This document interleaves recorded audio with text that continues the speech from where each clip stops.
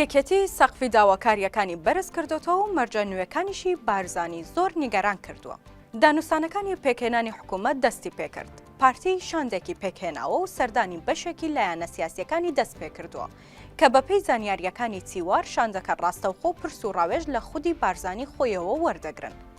بەرپرسێکی پارتی بۆ تیوار ئاشکرای کرد لە پێش پەسەندکردنی ئەنجامی هەڵبژارنەکان و لە هەفتەی ڕابردووەوە داوای کۆبوونەوەیان لە یەکێتی کردووە، بەڵام تا ئێستا یەکێتی وڵامی نەداونەتەوە.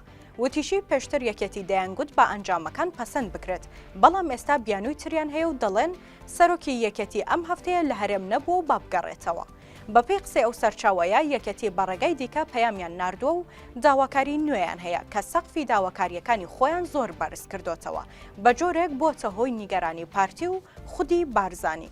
بەپێی قسەی سەرچاوە ئاگادارەکە بارزانی پێی وایە کە ئەو نیەتەی یەکێتی بۆ پەکخستنی پرۆسەی پێکهێنانی کابینەی نوێی حکوومەتە، نەک پرۆژەی سیاسی.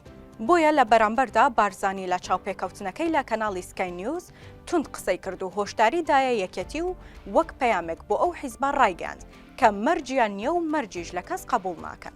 سەرچاوە ئاگادارەکە دەڵێت یەکێتی وتوێتی دەبێت پارتی کاندیدی بۆ هیچ کام لە سێ سەرۆکایەتیەکە نەبێت.